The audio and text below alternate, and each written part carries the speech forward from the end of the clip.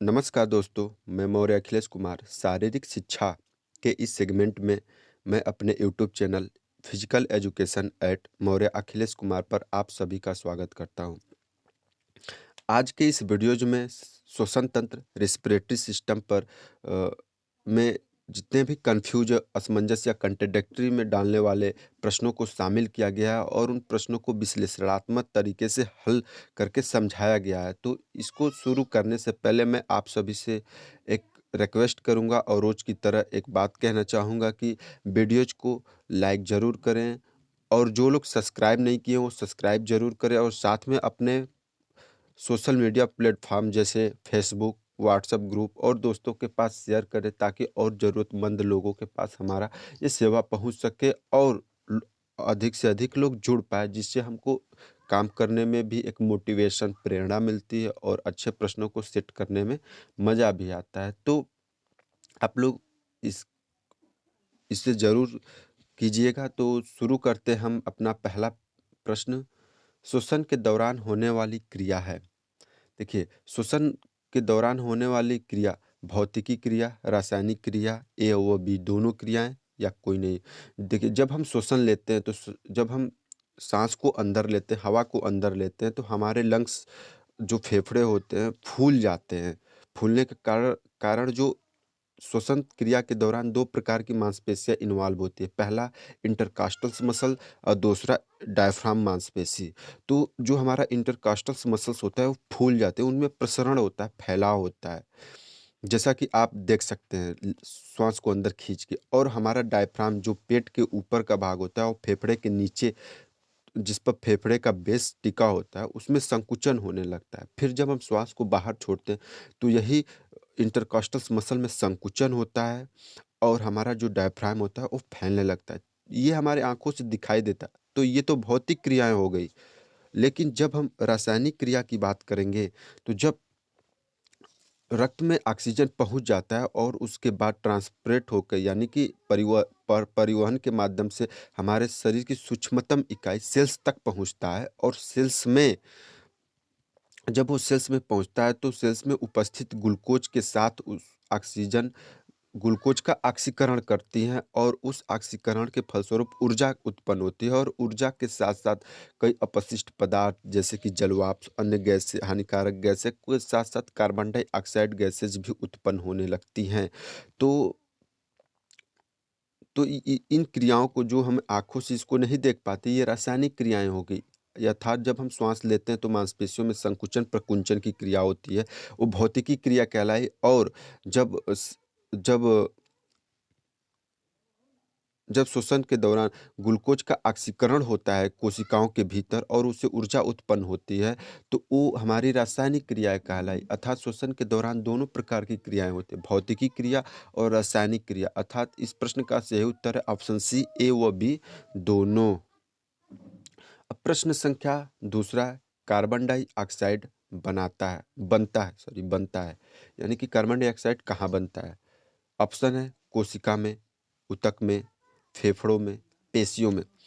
इससे पहले वाले प्रश्न में भी मैंने इसका ज़िक्र किया था थोड़ा-सा कि जब ऑक्सीजन सेल्स में पहुँचता है, तो वहाँ कोशिकाओं के भीतर ऑक्सीजन के माध्यम से ग्लूकोज का ऑक्सीकरण होता है। यानी तो जब ग्लूकोज का ऑक्सीकरण होता है, तो वहाँ से ऊर्जा उत्पन्न होती है, एनर्जी मिलती है और उसके साथ-साथ कई अपशिष्ट पदार्थ और कार्बन डाइऑक्साइड गैसेज़ भी वहाँ पे बनती है।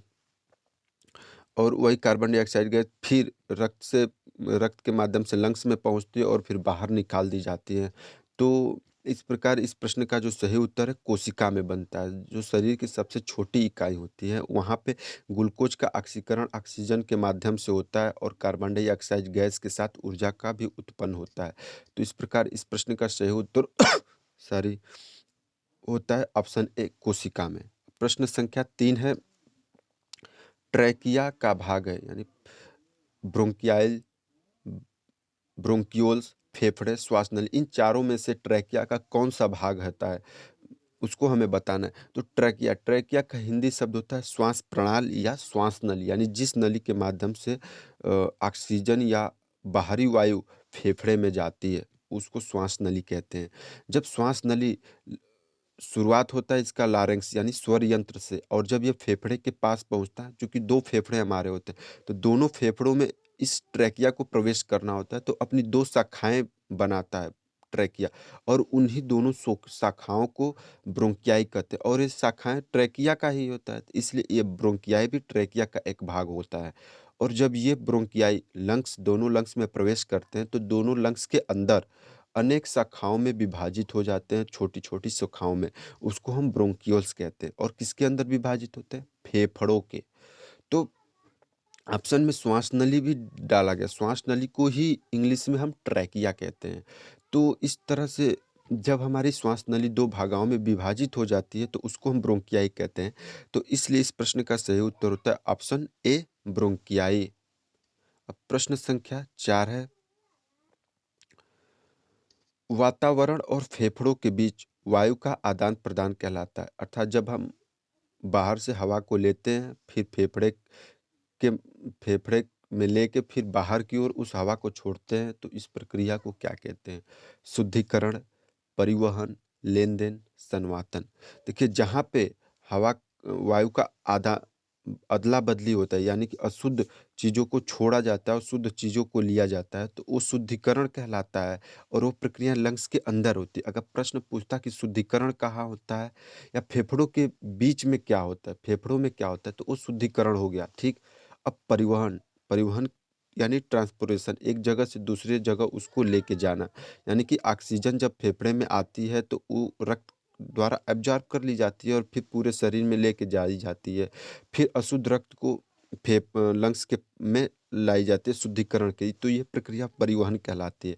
लेन-देन, यानी कि जब हम लेन-देन का मतलब कोई चीज़ को लेना फिर कोई चीज़ को देना, ये चाहे वो चीज़ें अशुद्ध हो या शुद्ध हो, लेकिन यहाँ पे हमारे साइंटिफिक टर्म में लेन-देन का कोई मतलब नहीं, इसलिए ये ऑप्शन आपको कन्फ्यूज़ करने के लिए डाला गया था। अब होता है ऑप्शन डी, जो इस प्रश्न का सही उत्तर है, उसकी बात करते हैं, संवातन।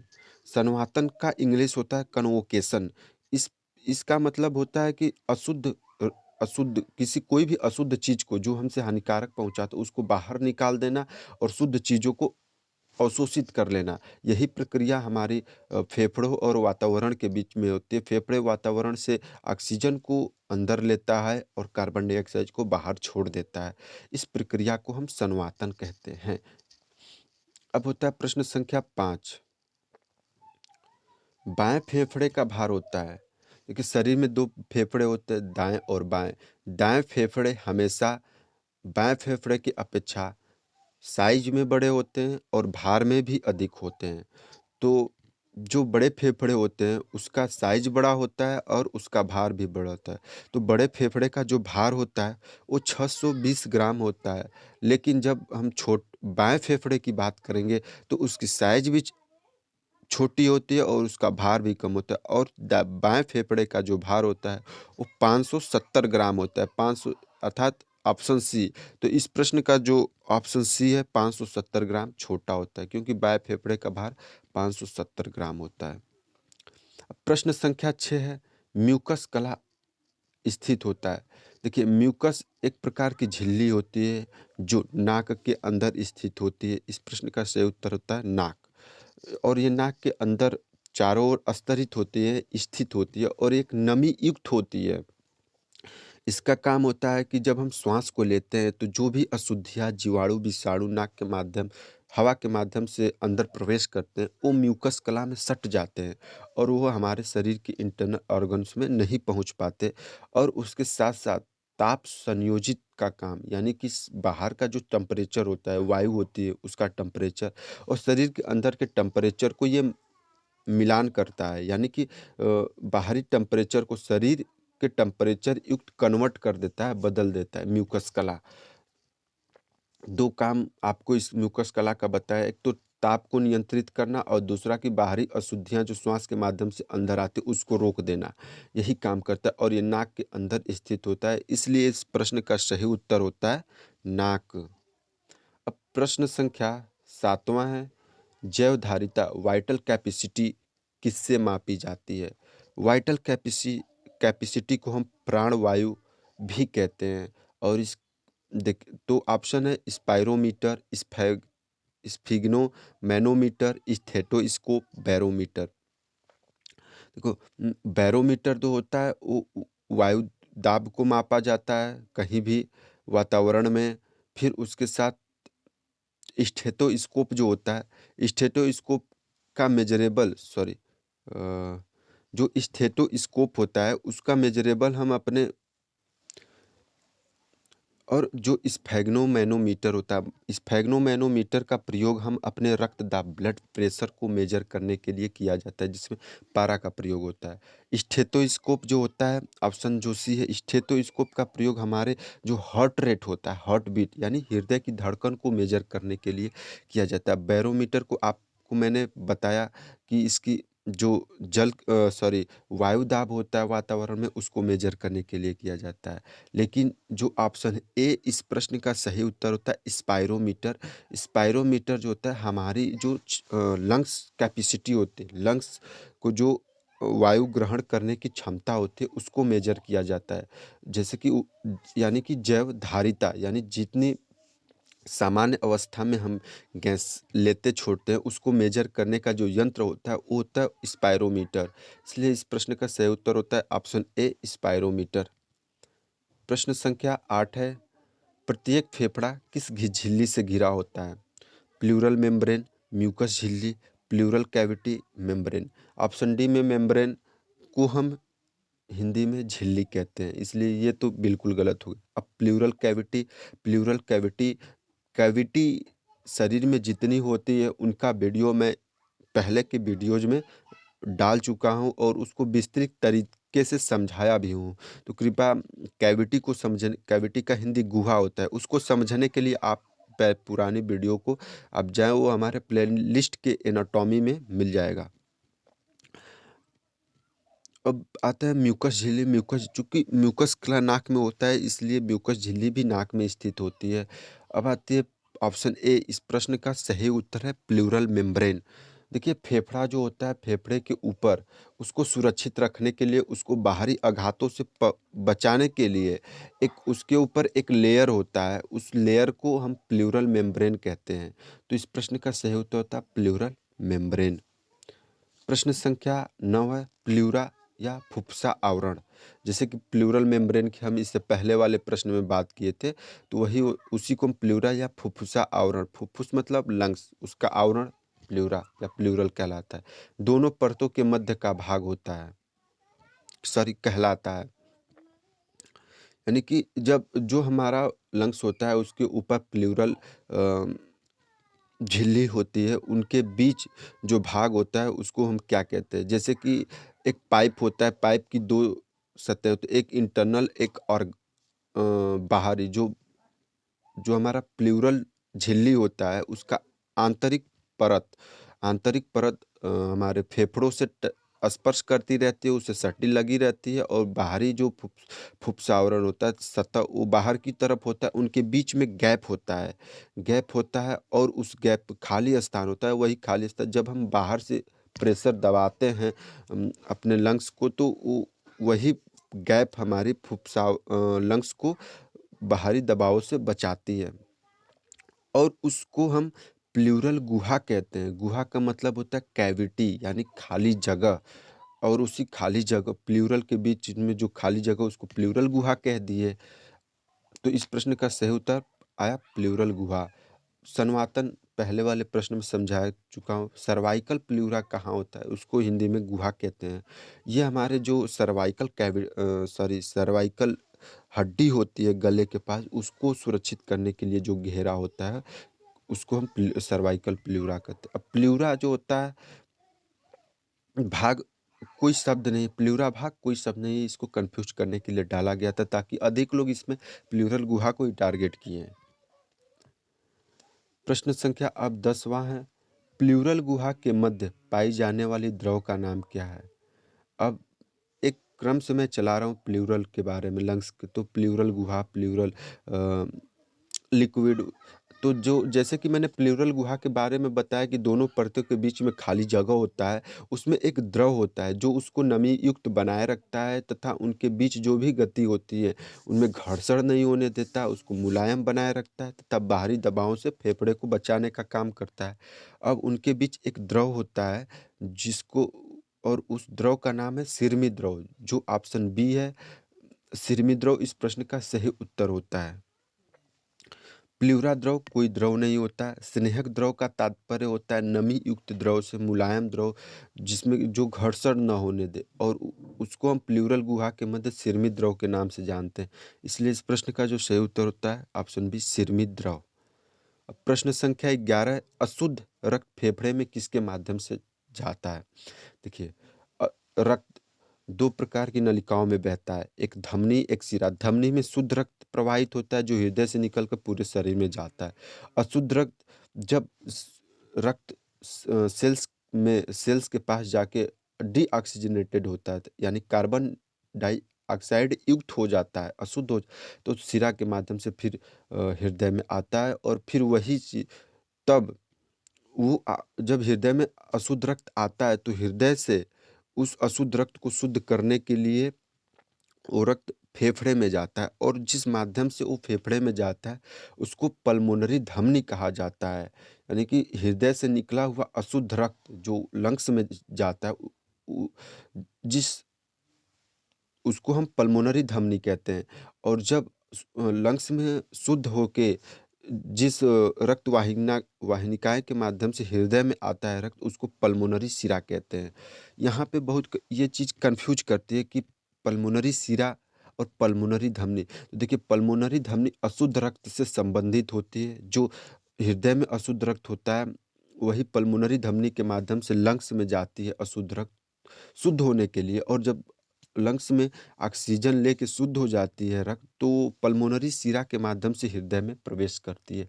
इसलिए इस प्रश्न का सही उत्तर है कि अशुद्ध रक्त फेफड़े में पल्मोनरी धमनी के माध्यम से जाता है, यानी ऑप्शन सी इस प्रश्न का सही उत्तर है। अब प्रश्न संख्या 12, ऑक्सीजन को अवशोषित करने की क्षमता किसमें होती है? ऑक्सीजन को एब्जॉर्ब करने की क्षमता किसमें होती है? ऑप्शन है लाल रक्त कोशिकाओं, हीमोग्लोबिन, प्रोटीन, प्लेटलेट्स। देखिए, लाल रक्त कोशिकाओं आरबीसी को कहा जाता है। इसी को हमें रक्त की मात्रा बताई जाती है, रक्त की मात्रा कहा जाता है। ऑप्शन डी जो है प्लेटलेट्स, यह बिम्बाणु होते हैं, इसको हमें रोग प्रतिरोधक क्षमता से लड़ने में वाला सेल्स कहा जाता है। और प्रोटीन जो होता है ये हमारे शरीर में वृद्धि और विकास के लिए सबसे ज़रूरी चीज़ें होती है, न्यूट्रिशन है। लेकिन ऑप्शन बी इस प्रश्न का जो सही उत्तर है, यही हमारे ऑक्सीजन को एब्जॉर्ब करता है। इसमें भी 2 चीज़ें होती हैं, हीमो और ग्लोबिन, 2 चीज़ें। हीम मतलब आयरन होता है और ग्लोबिन एक प्रकार का प्रोटीन है जो सबसे अधिक अंडे में पाया जाता है। तो और इस हीमोग्लोबिन में जो हीम शब्द है आयरन, आयरन के ही अंदर ऑक्सीजन को अवशोषित करने की सबसे ज़्यादा क्षमताएँ होती हैं। अगर शरीर में आयरन कम हो जाता है तो उसी को हम कहते हैं कि शरीर में हीमोग्लोबिन की मात्रा कम हो रही है। इसको बढ़ाया जाए जिससे कि हमको श्वसन क्षमता बढ़ाने में मदद मिलती है। इसलिए हीमोग्लोबिन जो होता है ऑक्सीजन को अवशोषित करने की क्षमता हीमोग्लोबिन में पाई जाती है। इसलिए इस प्रश्न का सही उत्तर है ऑप्शन बी। प्रश्न संख्या 13 है, श्वसन से जुड़ी पेशियाँ किस प्रकार की क्रिया करती है? ऐच्छिक पेशी, अनैच्छिक पेशी, गतिशील पेशी। पहले प्रश्न में मैंने आपको बताया था श्वसन से जुड़ी 2 प्रकार की मांसपेशियाँ होती है। एक होती है इंटरकॉस्टल मसल्स और दूसरी होती है डायफ्राम मसल्स। जो इंटरकॉस्टल मसल्स होते हैं उनको हिंदी में हम अंतरा पार्श्विक पेशियाँ कहते हैं, और जो डायफ्राम होता है उसको हम हिंदी में मध्य पेशीय कहते हैं। क्योंकि देखिए, श्वसन एक प्रकार की अनैच्छिक क्रिया है, तो जो अनैच्छिक क्रियाएं होती है तो उसमें जो शामिल होने वाली मसल्स होती हैं, चाहे जो सिस्टम होता है वो अनैच्छिक रूप से काम करता है, वो हमारे नियंत्रण से काम नहीं करता है। तो इसलिए इस प्रश्न का सही उत्तर होता है ऑप्शन बी अनैच्छिक क्रिया। अगर हम ऐच्छिक की बात करें इसमें, तो ऐच्छिक हमारे शरीर में हमारे नियंत्रण से काम करने वाली मसल्स होती हैं, जैसे कि स्केलेटल्स मसल, मांसपेशी जो होती है उसको अनैच्छिक मांसपेशी कहते हैं। अब है प्रश्न संख्या 14 की बात करते हैं, तो श्वसन पेश क्रिया में शामिल पेशी है। इससे पहले वाले प्रश्न में भी मैंने आपको बताया कि श्वसन क्रिया में 2 प्रकार की मांसपेशी शामिल होती है, इंटरकॉस्टल मसल और डायफ्राम। डायफ्राम मसल जो होती है हमारे फेफड़े की बेस बनाती है, और श्वसन के दौरान ये श्वसन जब हम लेते हैं अंदर की ओर हवा को लेते हैं तो ये संकुचित होती है, और जब छोड़ते हैं तो इसमें जब हवा को बाहर निकालते हैं तो इसमें प्रसरण होता है, फैलाव होता है। और ठीक इसके विपरीत जब इंटरकॉस्टल्स मसल की बात करेंगे, तो जब हम श्वसन को लेते हैं अंदर की ओर तो इसमें फैलाव होता है, जब श्वसन को छोड़ते हैं तो इसमें संकुचन होता है। तो इस प्रकार दोनों प्रकार की मांसपेशियाँ श्वसन क्रिया में शामिल होती हैं, ए और बी। तो इसलिए इसका उत्तर ऑप्शन सी है, ए व बी दोनों। अब प्रश्न संख्या 15, फेफड़े एक दूसरे से किसके द्वारा अलग होते हैं? फेफड़े 2 प्रकार के होते हैं, दोनों के बीच किसके माध्यम से ये अलग होते हैं, इसको इस प्रश्न में हमको बताना है। ऑप्शन है मध्य रेखा, मीडियास्टाइनम, श्वास नली, ब्रोंक्यूल्स। सबसे पहले हम अगर ऑप्शन डी ब्रोंक्यूल्स की बात करें, तो फेफड़े के अंदर छोटी-छोटी ब्रोंकी की जो भाग होती है उसको ब्रोंक्यूल्स कहते हैं। जो श्वसन नली हमारी होती है, श्वसन नली एक नली होती है जिसको हम ट्रैकिया कहते हैं। ट्रैकिया आगे चलकर दोनों लंग्स में 2 भागों में बढ़ जाती है, जिसको हम ब्रोंची बोलते हैं, और यही ब्रोंची लंग्स के अंदर पहुँच के कई शाखाओं में बढ़ जाती है, उसको ब्रोंकियल्स कहते हैं। तो इसलिए ये दोनों सी और डी तो गलत होंगे। अब ऑप्शन ए और बी की बात करेंगे तो देखिए, मध्य रेखा शरीर के अध्ययन को आसान बनाने के लिए हमको 2 भागों में लेफ्ट और राइट में भी बाँट सकते हैं। उसको हम मध्य रेखा के नाम से जानते हैं, मिडल लाइन। लेकिन जब हम एक टर्म आती है रिस्पिरेटरी सिस्टम की, कि इसके माध्यम से बताइए कि लंग्स किसके माध्यम से अलग होता है, तो वो होता है मीडियास्टाइनम। इस प्रश्न का सही उत्तर है। मीडियास्टाइनम जो होता है, दोनों लंग्स के बीच में थोड़ा-सा आप गैप देखेंगे, उस गैप को, उस खाली जगह को मीडियास्टाइनम कहते हैं, और इसी के माध्यम से फेफड़े एक दूसरे से अलग होते हैं। इस मीडियास्टाइनम के अंदर हमारे हृदय, शरीर की सबसे बड़ी रक्त वाहिकाएँ होती हैं, फिर श्वास प्रणाल ट्रैकिया गुजरता है, फिर आइसोफेगस, थोरैसिक डक्ट और थाइमस ग्रंथि सब यहीं पे स्थित होते हैं। तो इसलिए इस प्रश्न का सही उत्तर ऑप्शन बी मीडियास्टाइनम है। इस प्रकार आज का ये सेशन में सिर्फ इतना ही। आप ज़रूर कमेंट करके बताइएगा हमारा प्रयास कैसा लगा, और साथ ही जो भी कन्फ्यूजन हो हमारे कमेंट बॉक्स में ज़रूर कीजिएगा। हम पूरा प्रयास करेंगे उसको समझाने के लिए। तो और आप लोग से फिर से एक बार रिक्वेस्ट करेंगे कि आप चैनल को ज़रूर सब्सक्राइब कीजिए, अपने दोस्तों के पास शेयर कीजिए, लाइक कीजिए, ताकि हम लोग को एक मोटिवेशन मिले। तो इसी के साथ मैं आप लोग को जय हिंद, जय भारत। आपका शुभ हो।